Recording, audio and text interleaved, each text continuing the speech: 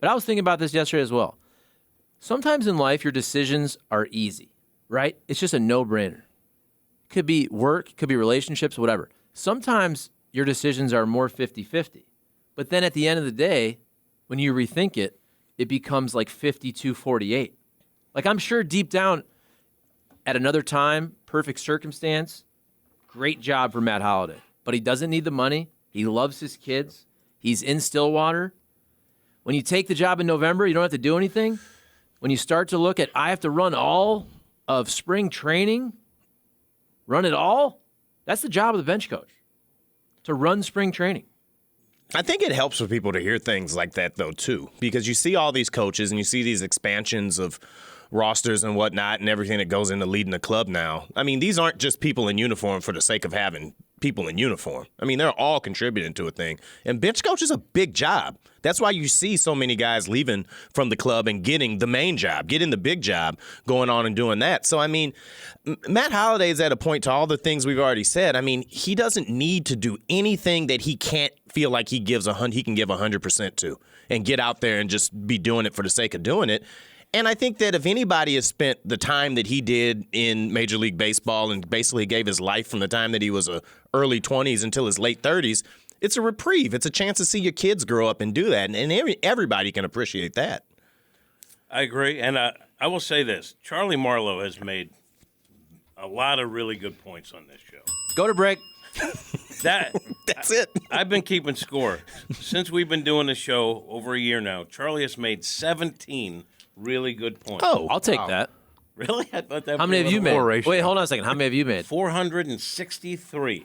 463, according to my personal titulation. I think he's getting confused with interruptions. But I think Charlie, that's why he's running point, baby. I think Charlie is right on the money.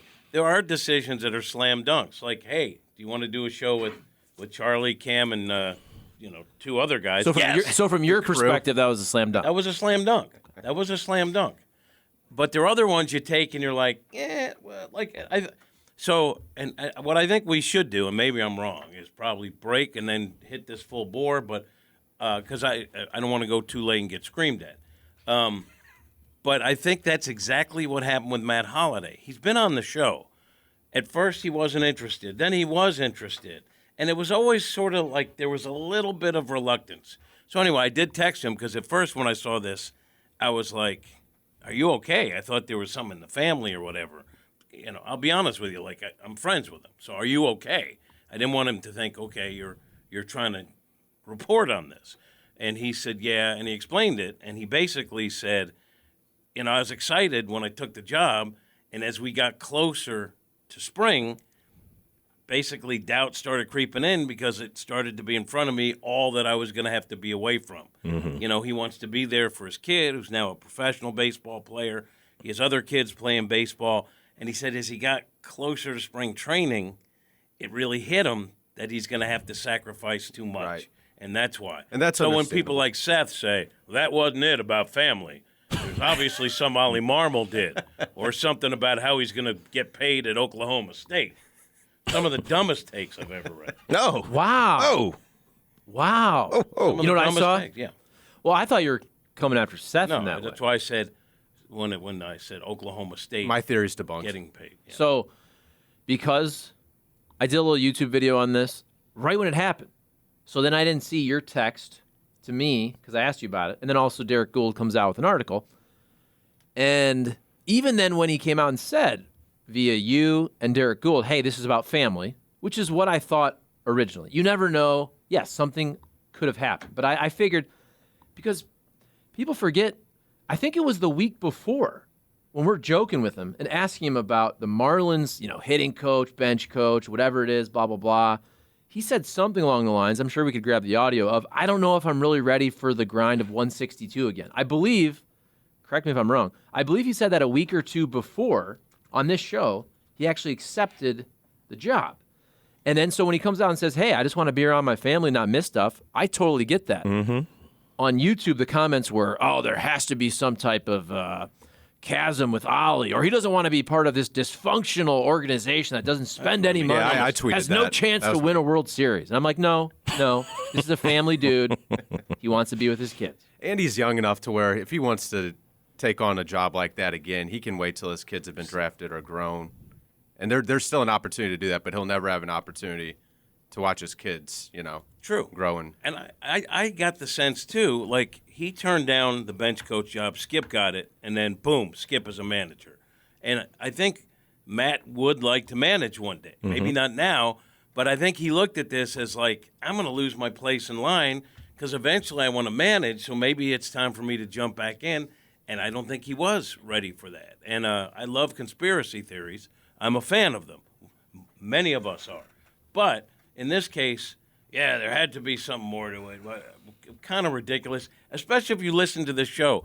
I'm sure if we analyze each week that he came on, you could find a little hesitancy in what he was saying about right? You want to hear a clip from this is before he got the job in St. Louis. This is when Schumacher was hired and potentially maybe joining his staff because they have a relationship. That you asked him, what about potentially joining Schu's staff in Miami? I don't know, Jim. I don't know. Again, my kids are still pretty young, and Ethan's only a sophomore in high school, and my daughter is, she's in what grade is she? She's a seventh grader, and Reed's in third grade.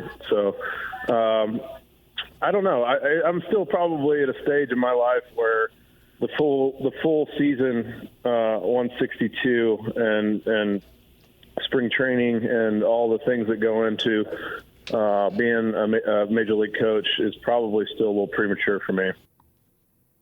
I mean, There you go. You could read into that. And even after, like, he was excited, but it wasn't like, let's do this, like you knew that it was going to be a sacrifice for him. So. I think you can find a conspiracy in pretty much anything that anybody says these days. I was reading Nolan Arenado says he wants to be a lifelong Cardinal. What does that mean? Does that mean that he wants to stay with the club after he's done playing ball? Does he want to continue to do this? Is he doing this to pressure a trade? What's this mean? What that mean? Listen, Matt Holliday wants to be a part of his kid's life. It's that simple.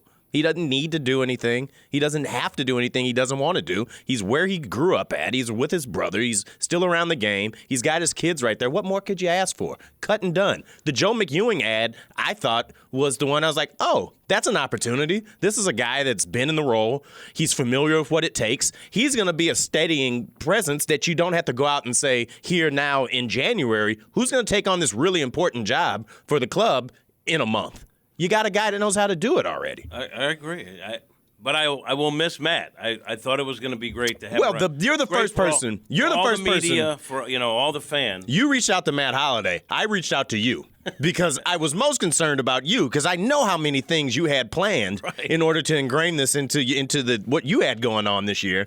I am a little happier for your shoulders though because you're not going to get karate chopped out of nowhere here. You're going to be safer and in better condition for this program.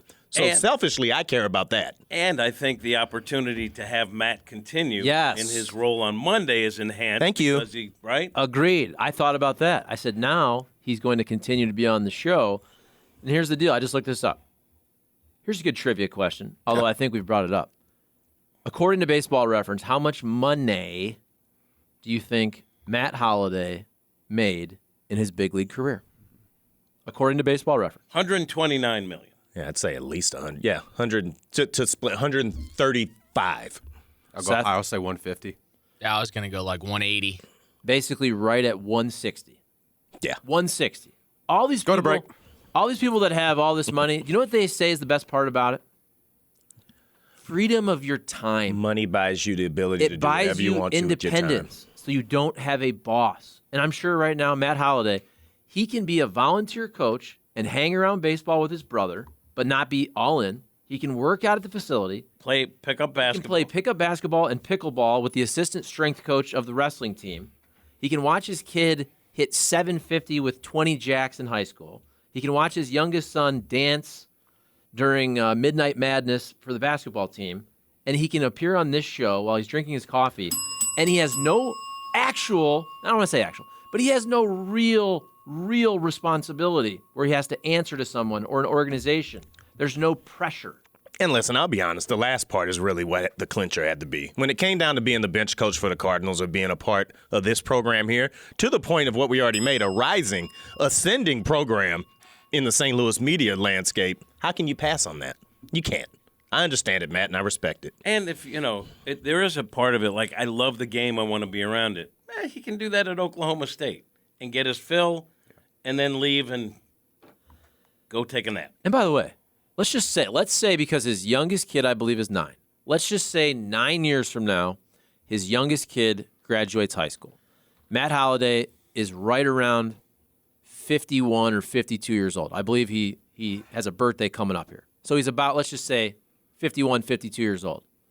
At that time, he will have been still a volunteer coach at Oklahoma State, and probably all 3 of his kids are first-round draft picks. I think the baseball world will be fine welcoming back Matt Holliday into an organization in a prominent role when, hey, every person you work with, your kid was the number 1 overall pick. Your next kid, honestly, could be better. I know it's crazy to say that when the oldest son is a number 1 pick.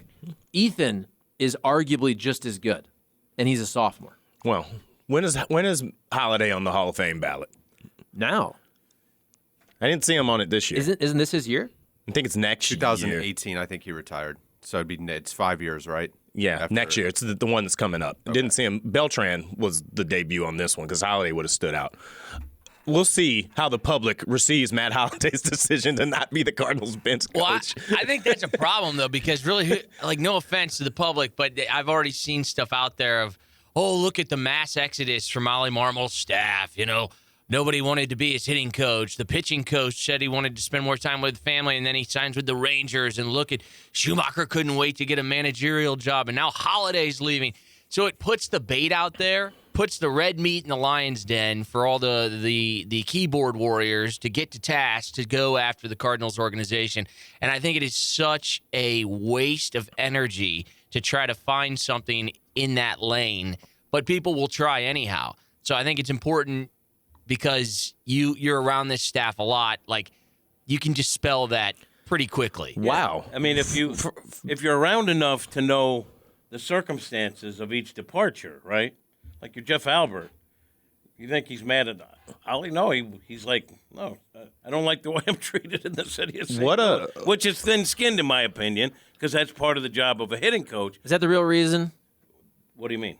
I don't know. If I'm Jeff Albert, I'm probably pretty ticked that was what Mozeliak. Maybe it's true. But that narrative came from John Mozeliak. That's a bad narrative to have out there for a hitting coach that, I don't like how it was talked about on social media. That didn't come from Jeff Albert. You'll be okay, right, kid. Except, have you ever talked to Jeff Albert? I have, yes. He'll say, yeah, I'm aware of all that stuff. Yeah, it bothered. He said it. You know what I mean? So I'm not saying that's the main reason. But that's a bad look. It's not an outlier. But that's a bad look. Even if that was the reason, you think John Mozeliak, your former employer, you'd be pissed. Oh, yeah, You'd be pissed if somebody said that's the reason. There's a difference. I'm not saying that that's what I would have said when a guy departs. I'm just saying I don't think that was something that had nothing to do with it. I'm not saying it's the main reason either. Yeah, that's what I'm saying. I don't think that was the main reason. By the way, and this is another thing, we can get into a different conversation. To me, the whole fire Jeff Albert, that was a 2021 narrative.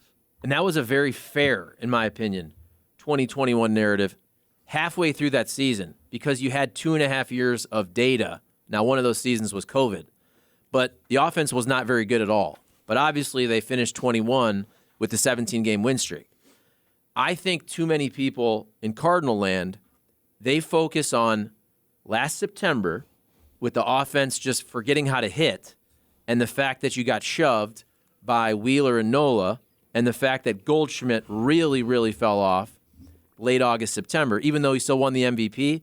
If you look up the numbers, the Cardinals offense was actually really, really good last year. We're talking about third in the National League in runs, OPS, which is why I still think that starting pitching is the main focus. Everybody's worried about the outfield. Carlson and O'Neill were above average, and they had awful years.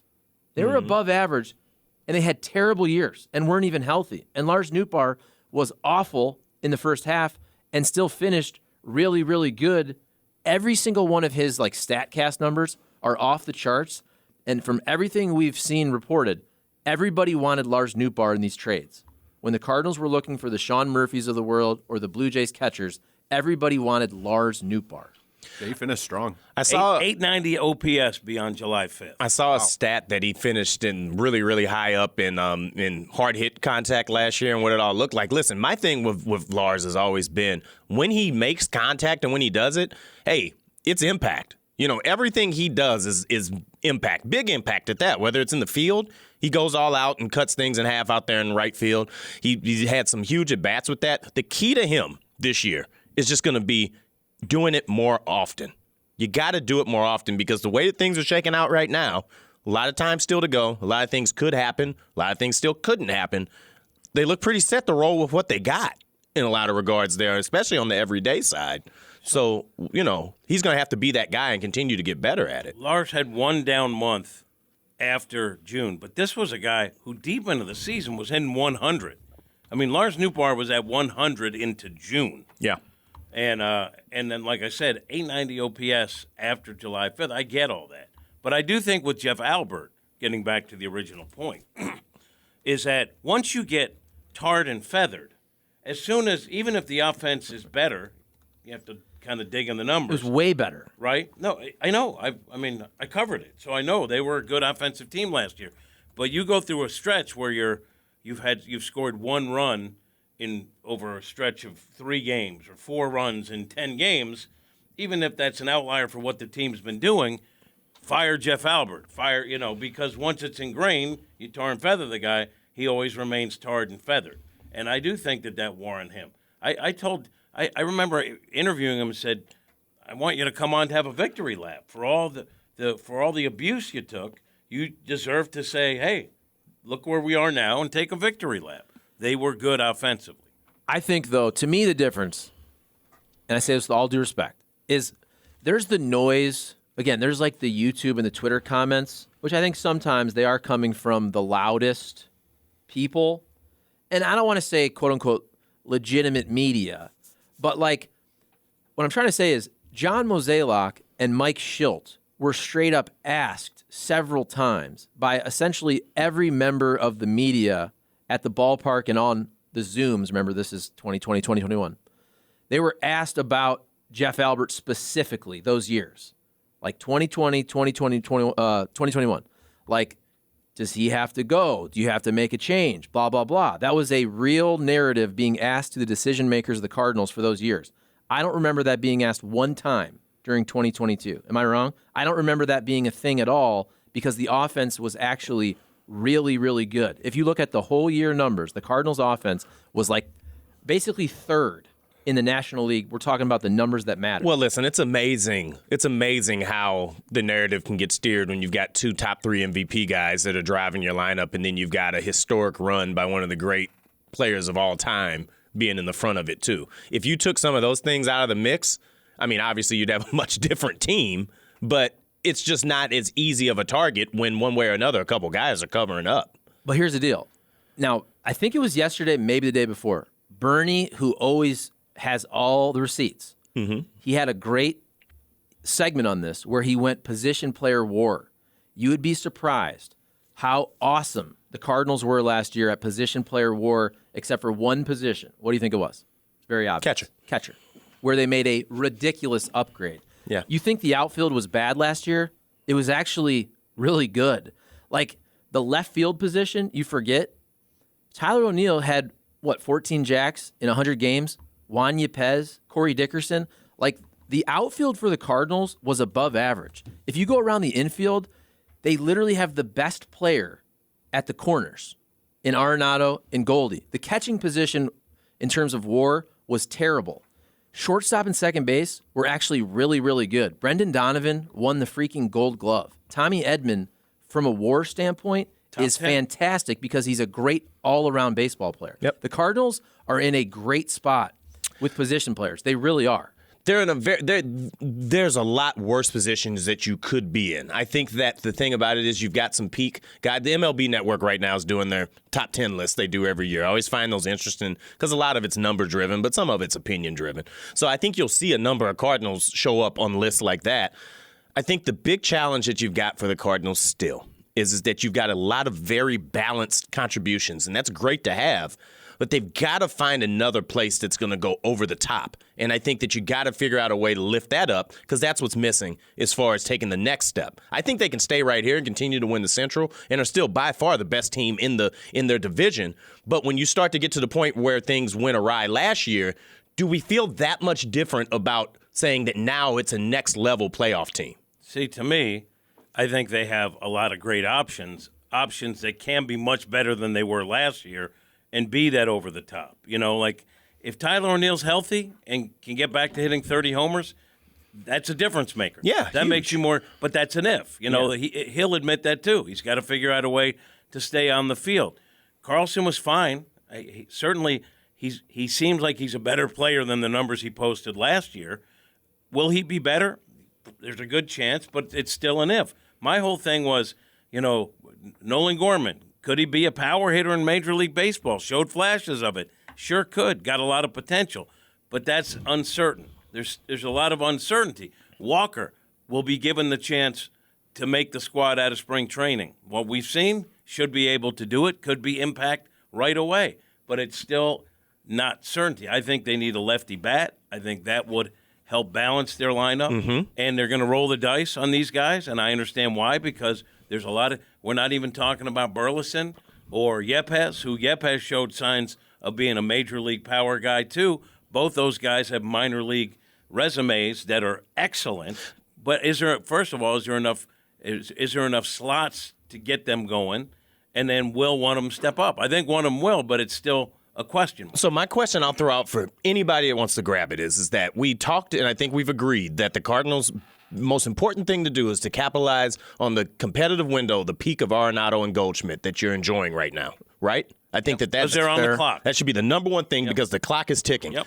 If you get back to the same situation that you were in last year and you kind of get back to that same place, you win 92, 93 games or so, you win the NL Central, but then you're another quick exit, and you're back at this point again next winter, is this a decision-making season that's coming up for the Cardinals where some of those ifs and those buts and those whatever you want to call them, you say, I didn't get it, now I got to do something different in order to capitalize in on what's going to be going into 2024, the downside of that joint prime of Arenado and Goldschmidt? I would say yes, because that window, which seemed like it was a giant window a couple years ago, it's closing. Yep. These guys are, getting up there in age, and they're not going to be the same players for that long a period. Yeah, they got to make the most of this time. See, to me, the decisions are baked in the fact you have to make, whether it starts right now, you have to make at least 4 starting pitching decisions for 2024. Now, that may be extending Miles Mikolas, extending Jordan Montgomery. It could be trading for, who knows, Pablo Lopez. It could be, in theory, extending Jack Flaherty. I don't think that's going to happen. But I'm saying, like, Whitener, you brought up decisions. Mm-hmm. John Mozeliak has to make 4 important decisions for the starting pitching before the 2024 season starts. I think with position players, I'm telling you, all these guys we're mentioning, we think that Carlson and O'Neill and Gorman had either whatever. I think the narrative is down years. Those guys were all at league average or slightly above. By the way, so was Nolan Gorman in his first ever time in the big leagues. Oh, by the way, so was Juan Yepes, above average in his first time ever seeing big league pitching. In theory, these guys should get better. And if they get a little bit better, all of a sudden you're looking at an OPS plus. That's what Lars Nootbaar put up. Like, these guys in down years, quote unquote, were actually league average and above. I think the narrative surrounding the Cardinals' young position players is much worse than they actually produce. And, everyone always talks about Alcantara and players that got away. I understand why the Cardinals want to wait and see what they have with these guys. I'm telling you right now, you deal one of these guys. I don't know if it's Yepes or Gorman. Someone's going to blossom, and then you're going to point to that and go, we had that guy. Yep.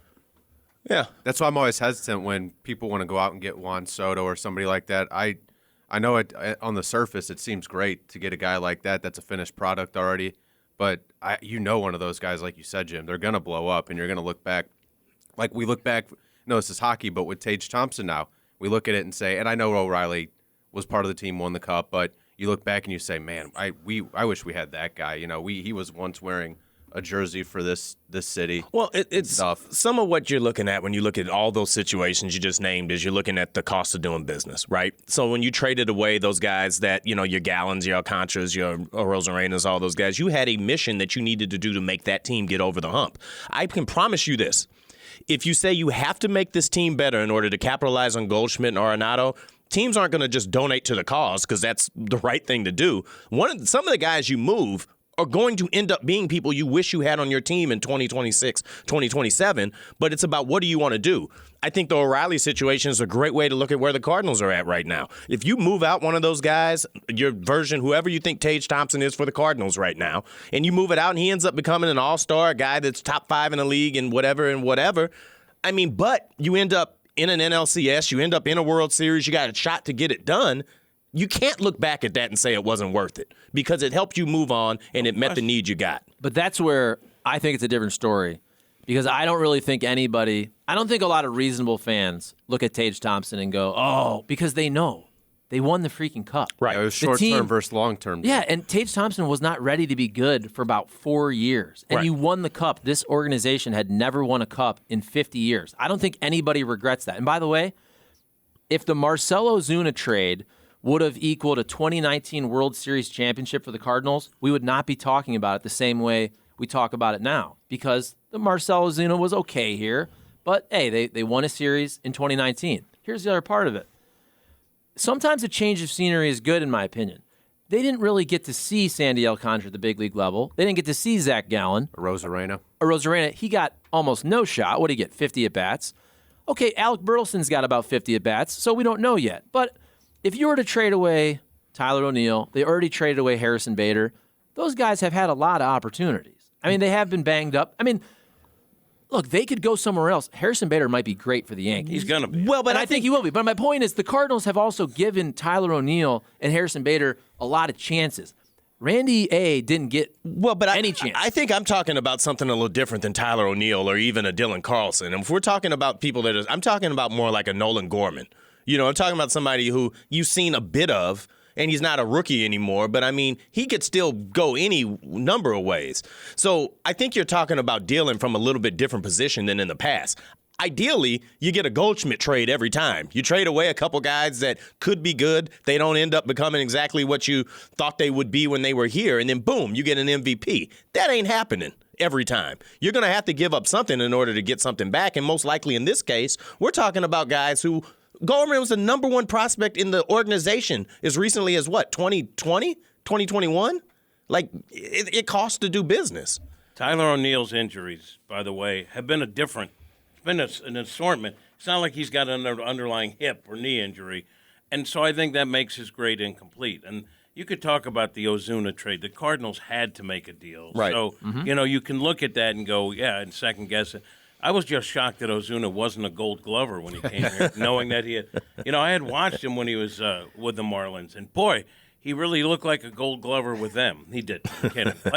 He's up there with I was Dickerson. still shocked when, even when we were talking about the trade, on Bally's or on radio, I still wouldn't say Gold Glover because I watched him play. He never was a Gold Glover. Never. You guys have done a great job with the text this morning, but 314 says the amount of angst that fans have over the hitting coach is hilarious. People need to understand that the hitting coach makes almost no difference in the greater scheme of things. Guys are either seeing the ball well or they're not. No amount of coaching can fix that. I get that to a point, but you also have to understand that when they brought in Jeff Albert, he overhauled the entire hitting philosophy in the organization.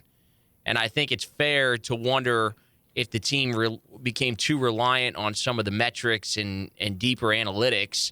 We've seen teams go back. The Phillies a couple of years ago got rid of their analytics hitting coach that they thought was the next guy, and they went back to Charlie Manuel, who was as old school as they come. So I think some of that is tough. Colby Rasmussen's dad says, hate to say it, but slightly above average does not beat the Mets, Dodgers, Phillies, or Padres. It does if you have pitching. I mean, that's the difference. If you look up the numbers, the Dodgers are always good across the board. But where the Cardinals are actually lacking versus those teams you're talking about, it's starting pitching, it's strikeouts. Yeah, but Charlie, in the last 3 playoff games that the Cardinals have been in, Wainwright pitched a gem in the 1-game playoff against the Dodgers. You had no offense. 2 games against the Phillies, you had no offense. I mean, at some point, the offense has got to come under the microscope. And the Cardinals' record in their most recent postseason games has not largely been because of pitching problems. But that's very, I mean, you're talking extremely small sample size of a 1-game wild card and, yeah, but those and are the 2 facts. games. Okay, but to advance in the postseason, you're going to eventually get to 5 and 7 game series. And who shut down the Cardinals in 2019 when they got to a series was the aces of the Washington Nationals. That series, remember, that was Scherzer and was it freaking Anibal Sanchez that shoved? Strauss. I mean, it was Strasburg. Again, offense, Corbin, but offense in 1 game, those are legitimate points. But I'm talking about to win a World Series. Who wins these World Series? Look at the Astros. Their starting pitching was freaking loaded, led by Verlander, Valdez. The Cardinals don't have aces. If you look at the numbers, the Cardinals are right there with these top teams offensively last year. They are not with them in starting pitching. They are not with them in strikeouts. Listen, thank you. That's the last thing I'll say. It's about strikeouts. The Cardinals have to miss bats. They don't have that right now. When I talk about adding anything to this rotation, and by the way, the Marlins saying that basically they're open to do business on everybody that's not Alcantara, I'm all about it. But whatever you bring into this team has to miss bats. I don't want more contact pitching to the defense guys. You got that already. You got to start missing bats because that's what wins in the postseason. Hopefully Flaherty can be that guy. Yeah. Again, another question. What's his health? Will he revert back to his best form? And if he is, he's an ace, and he changed the dynamic of the rotation. My great hope is that the offseason isn't done for the Cardinals, that it wasn't Contreras and then, all right, let's head on in, boys, and get camp opened up. Well, who do you think they're going to get? By the way, Nate, that was a nice shot at Seth for not reading the text. I know. I even said I was going to do it, and I didn't do it, so. You got distracted. Why don't we go to break? Yeah, let's do it. We got plenty of time. One last thing here from the degenerate Wombat. The national hype with Newt is getting a little ridiculous. What is the ceiling / line for this guy? I do, like, when he cracked the top 10 on that MLB Network list for right fielders, I do think that sometimes baseball has a tendency that once enough organizations start really liking a guy because of some of these deeper analytics stats, hard hit balls, they seem to, like, organizations seem to really grow a liking for a certain player. And I'm just not quite sure that we're there OPS yet is hardly with a Newt. deep dive. 890 since July 5th. Pretty good. And he's also a guy who plays defense like every play is game 7. Sometimes it bites him. I like him out there. And if he can be any, and the other thing too, he's got some power. Probably we'll see more of it, but he's also able to look at a lot of pitches and work the pitcher for walks too. I think he is a unique talent if he can continue what he did late in the season last year. And I'm more of an old school stat guy, but these analytics, the predictive stats, that's what the organizations care about. And Lars Nootbaar, I'll be the first one to say he has to do it for a whole season.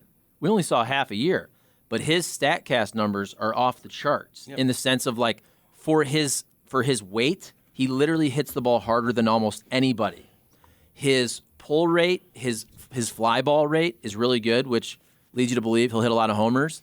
And his ground ball rate is higher in the sense that it would lead you to believe that with no more shifting rules, that he would benefit from that very greatly, from hitting hard ground balls that now become singles instead of becoming these outs in deep, where the second baseman is playing short right field. And you know what I like about him is all of that's awesome and that profiles well.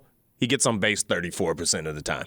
That matters to me. Still, old school number, call it what you will, but he got his OPS up to 788. That's almost a 45-point jump from the year before. If you stay on that track, yeah, that's going to be a really damn good ball player coming into this year. Again, I'll say 890 after July 5th. His exit velocity, average exit velocity, 91.7 miles per hour, 8th best in the National League. And there's another thing, too, about Newt as a teammate and his presence in the clubhouse. It matters. I mean, he was a guy that the veterans treated differently. Like, he was accepted even before he did anything. There's something about Newt Bar that his teammates gravitate to. Obviously, the organization does, and the numbers back it up. So we'll see. I agree with Charlie. Got to do it for a full season. And another guy who I put in that bag of what if or question mark. So, Charlie, that's 18 good points for you. Congratulations. Big hour. Thank you. Final point. Charlie is right. I brought this up. We all obsess over your draft position. It's why we will not believe in Lars Nootbaar until he has 3 big league seasons, but we'll always kind of Nolan Gorman. Why is that? Because Nolan Gorman was a first-round pick out of high school, and Lars Nootbaar was an 8th-round pick out of college. And we always go back to draft position. It's why Matt Carpenter took a couple years. Oh, what is he, a 13th-round pick? No, he's actually better than all your first-round picks. And that, I'm not saying it is the case, but that could be the case with Lars Nootbaar. How many first-round picks are starting for the Cardinals right now? First rounders? Over under 1.5 first-round picks starting for the Cardinals right now. How about 1? Was Carlson a sandwich pick? I guess it gets a little hairy when you start to count stuff like that. Arenado was a second-rounder, I believe. I'll say this. Paul Goldschmidt was let's see what we got here. He was like an 8th? 8th-round pick. Yeah. Arenado's a 2. We got a lot of guys that are playing over their so-called Thought it was draft Carlson. depth here. Right. But it is what it is. And this might be too complex for you guys to understand it. I don't go by where a guy was drafted. I don't look at some of the metrics. To me, the value of a player is how good will he perform on the pregame show. Sure. Nootbaar is an MVP. Listen, I think the Nootbaar is going to be one of the guys that has the longest line this weekend at the warm-up, and that's what really matters. That's what really matters is the fans, your pregame show potential, and your warm-up line. Yep. Is anybody willing to make the prediction that Nolan Gorman has a better offensive season than Lars Nootbaar? Because I will. I don't know what kind of opportunity.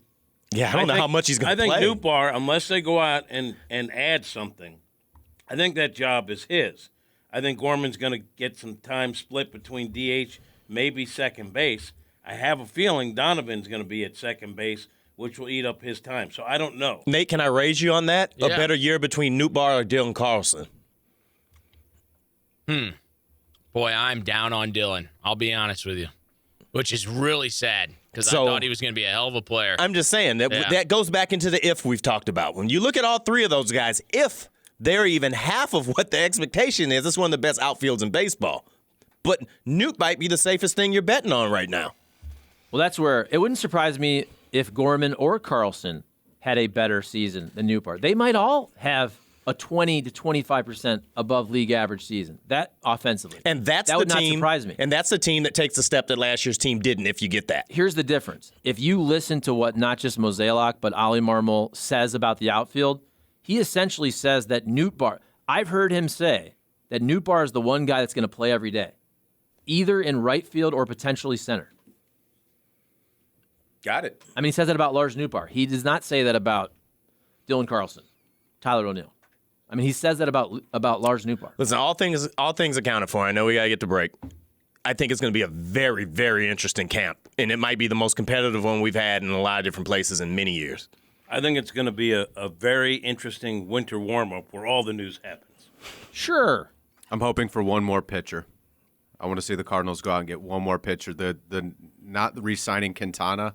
Michael Wacha. That makes me. No, okay. Sorry.